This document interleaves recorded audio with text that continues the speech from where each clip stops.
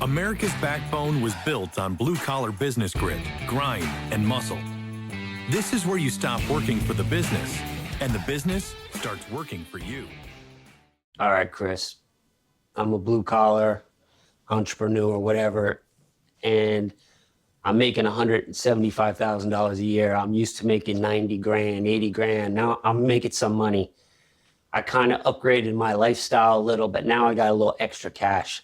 Like I never had $30,000 or $40,000. Right. If I'm that guy, and we see a lot of people asking, what do I do with this extra money?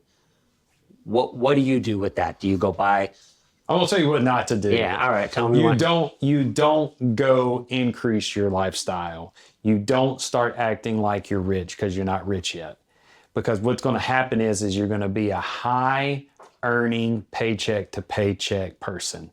Because what happens is most people are like bare minimum. They're just, they get their food paid for, they get their car payment, and a dependable vehicle, car payment, their rent probably, because they probably don't have a house mortgage at this point.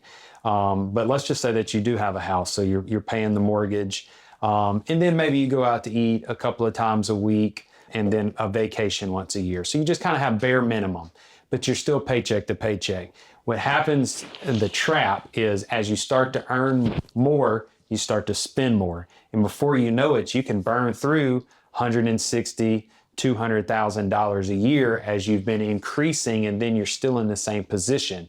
Where if you would have maintained that simple lifestyle and treated all of that extra like it didn't exist, and you started stacking it back, or you started reinvesting, which what you should do, reinvesting it into things you can control, then you would start to earn more faster so that you could then start buying things that produce more money. So what I've learned is there's two ways to make money. You trade your time for money, or you trade money for new money.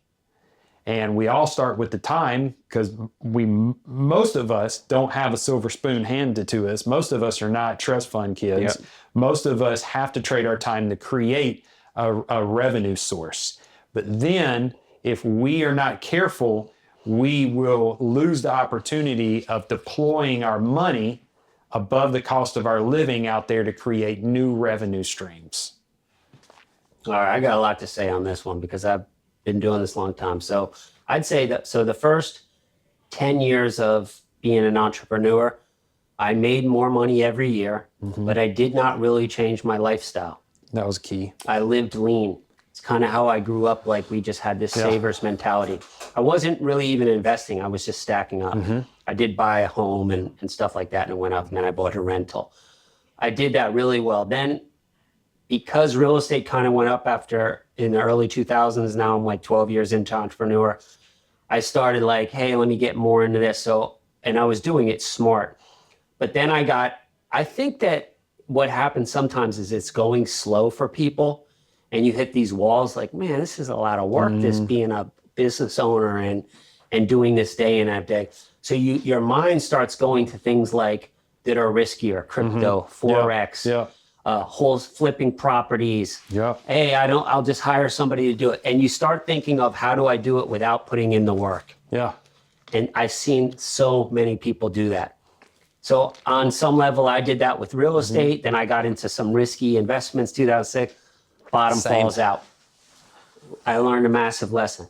Then I said, all right, I'm going to do this all over again. I built back up. Of course, you build it faster the second time because you're smarter. Yeah. But what I did the second time is when I again kept my lifestyle very low, and then I started making a lot. Like I could really go do anything I want. But I kept it at the same time, and I stacked up a lot of money. And then I started buying other assets that produce more cash flow. And I even went another level. Then I took the cash flow from that and I brought more. Yeah. So I almost had like 3 levels of money coming. And what I was doing then, I still wasn't even buying time back. I did that for years, and then I started buying my time back. And it becomes almost like contagious. Like I just want more. That's why I still buy more businesses, because I want to just take cash and do that. So to me, the number one thing for a guy who has $5,000, 10 grand, 100 grand, maybe even 500 or a million. I'm talking about just sitting around. That person should just invest in themselves. Whatever got them to there, just invest more into that.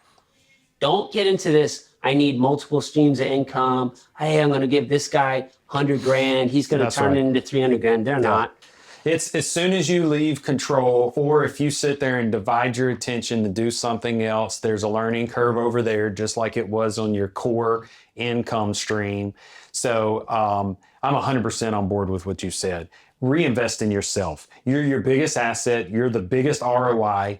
Like, you have control. You're able to put the extra work in if things starts going sideways. You can control that more so than what you can. I've lost several six figures in the last 2 years over investments I had zero control in, but there was that hope that I was going to make a huge rip and it was going to all be passive. But if I would have just taken that money and reinvested it into my business or into something that I had more control, then that would have been a completely different situation. Because I would have had all that control, and if things started going sideways, I could have made a choice to pivot, where I couldn't do that with those other investments. So I'm not saying I've got real estate. So I have a real estate portfolio. I have the business. So the business produces the money. That money goes over here on the real estate, but the real estate, I don't look at it really as an income producing thing for me. It's a store of wealth. So my real estate, I bought up enough to where I could have a property manager and a maintenance manager, and they oversee that. I look at reports, and when things are oddball, they'll come to me and ask me a question. I'm there just to consult per question as it comes up. And we've got systems built out, and it was fairly simple to get that rolling. But I do not look at that as an income source. I look at that more as a store of wealth, because it'll pay me 4 different times over there with depreciation, appreciation, debt pay down, that kind of stuff. Yeah. But I still keep my main focus over here on my business that's producing the income.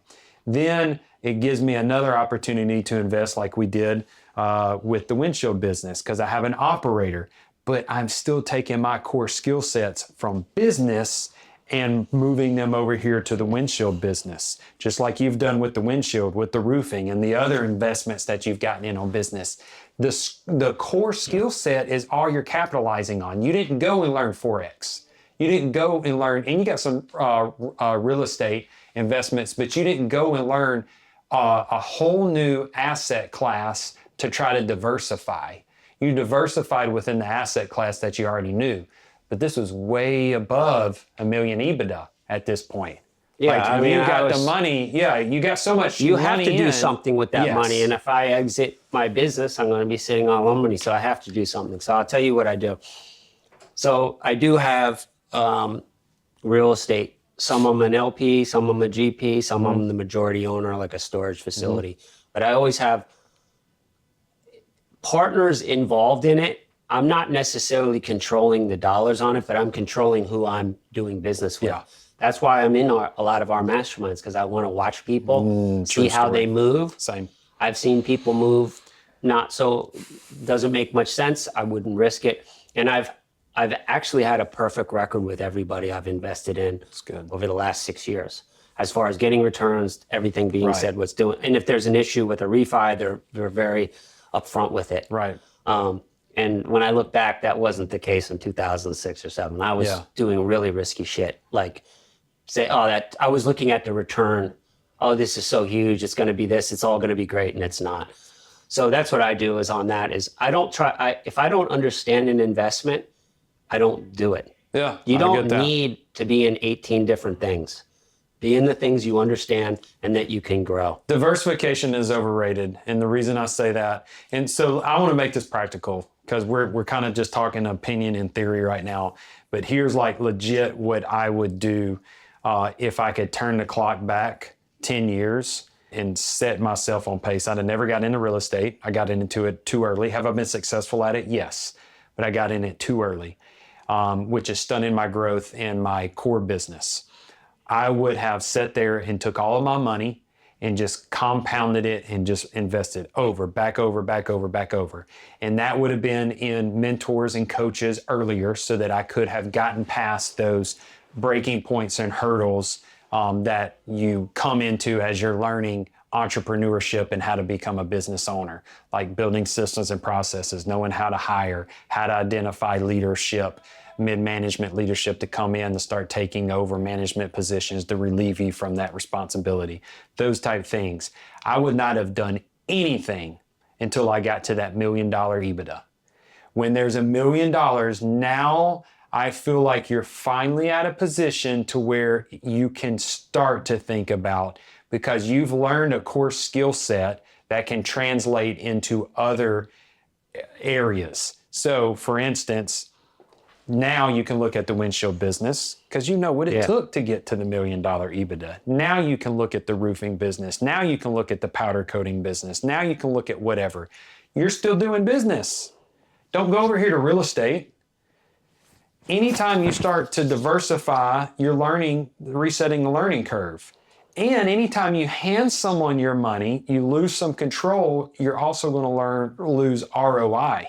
Your return on investment. If I deploy money to a real estate investor as a limited partner, just an investor, I'm looking at anywhere from 8% to, on the upside, depending on how risky it is, about 15% max.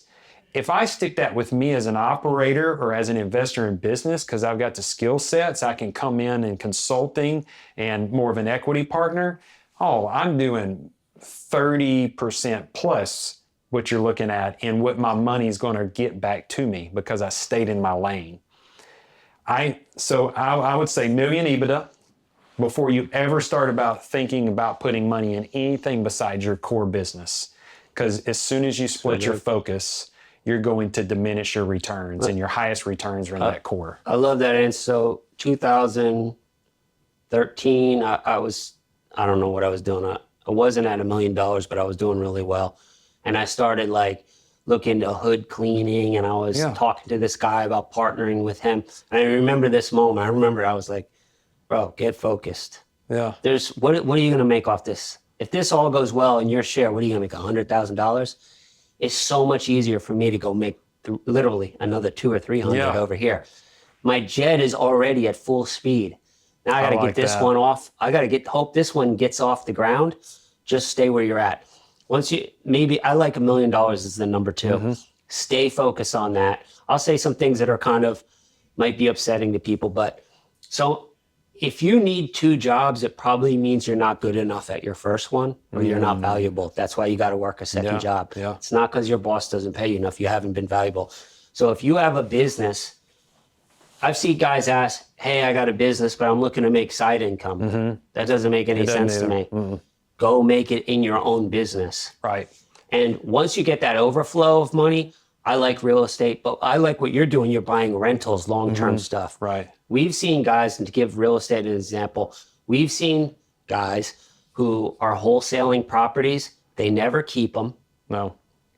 They buy Rolls Royces. Yep. They do all these things, and then we saw what happened. Shit hits the fan, and they're in panic. They didn't stack up any cash. They didn't. Even if they did that, they should have taken every 4 properties, wholesaled 2, kept 1 as a rental, flipped 1, and got 1. Whatever it is, you always got to be keeping 1 in the cycle. And you can do real estate. That can be your core asset that you work with. But you got to do it.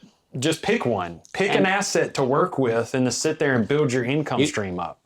Invest in yourself will always get you the thing. When you have an overflow of $1 million EBITDA, you want to start doing it, then go ahead and do it. You have some money to risk at that point, as long as you don't have $1 million lifestyle.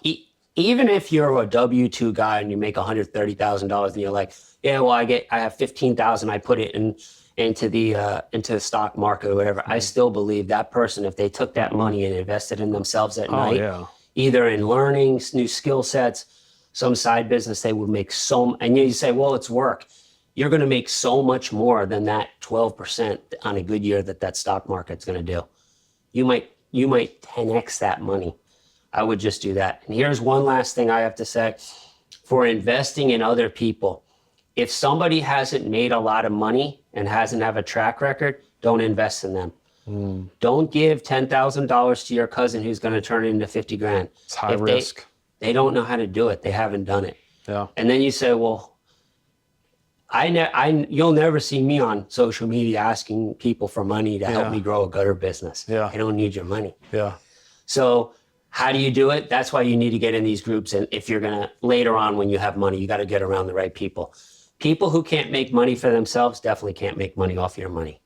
Yeah. I sit there and I think about how you said, the people that have the one job they're doing and they say one business and they say, I want to start another business. And you say, well, it's because you're not good at the first business. And I like how Alex Hormozy talks about if your goal is $1 million in EBITDA and currently you're at 150,000 in EBITDA, then right now you're sitting at 850,000 in ignorance tax. Wow, Every year, your education is costing you 850,000, the gap between your 150 and the million mark. And when you think of that and you realize I'm not making what I'm supposed to making because I don't know something, you start hunting for the knowledge and you start getting obsessed about figuring that out because you're going to hit the same roadblock in the next business. Yeah. Like I truly believe any business can be structured in a manner that it can be very successful. Some get to the finish line quicker than others, but any business can be an extremely successful business if it's structured correctly. So let's pay the ignorance tax down, let's get the information, and let's keep investing in ourselves and stay focused so that we don't reset the learning curve over and over again. And if you don't have much money, the best return on investment for low is books. Yes, absolutely. You got Rocket Fuel, Built to Sell, Who Not How, 10X is easier than 2X, Traction, Blue Ocean. For $40, somebody could go make $5,000 next year if they don't even try. That's a master's business class. That's way more than $5,000. And on a shelf right there. I feel I'll make a shameless plug about Boardroom Elite, $500 a month, $6,000 a year. If you just take 10% implement what we teach you, you'll make far more than 60 grand. Oh, yeah. So you 10X it. So, I mean, do you have to put work in? But these are people who already have businesses. For them to take a couple ideas and go from 700,000 in sales to 1.3 million, maybe they would only went from 700 to 990 because they wouldn't have used those two strategies. I took your strategy of commercial database building, getting a virtual assistant, building a commercial database so that we can cold outreach in multiple different media types of outreach, so text, email, social media, and physical door knock. And that right there is going to millions. I'm 100% no, millions will be made from that little strategy because we decided to implement it. And that's what's going to get us in the face of the people that will allow us to have very, very large average tickets. Yeah, what I teach on commercial, building it and then soliciting, if somebody did that and didn't make money, first of all, I don't believe you. You didn't actually do it. There's no way you actually did it. And the guys who've done it, we know some guy who worked for me who was on our thing. Mm-hmm. He did it. Yeah. He always tells me, like, this made so much damn money. Yeah. I mean, because he actually listened, but he watched me. Right. He watched, like, he was on the roofs of. He was a good implementer. 1,000 complexes. So he was like, yeah, I'm going to do that. He does it for roofs. We have other guys who do it. I mean, it's just not that hard. But everybody wants to reinvent the wheel. Yeah. Reinvest in yourself. Get an investor's mindset. True investors know to invest. They don't. They try to work themselves out of trading time for money. You trade time for money in the beginning, then you start trading your money for new money. But let's stay in your core. But the other thing, so if you're buying stuff, I like real estate that cash flows, never that costs you money. Mm-hmm. If you're at that point, or if you buy a business that spits out more cash. I like it. Buy your cool stuff. Buy your Mercedes. Buy your fancy Air Jordan. All that. Buy it with money that's made off money. The second one. Yes. Buy a business and then take the cash flow on the next one. It's good stuff. Not the first stuff.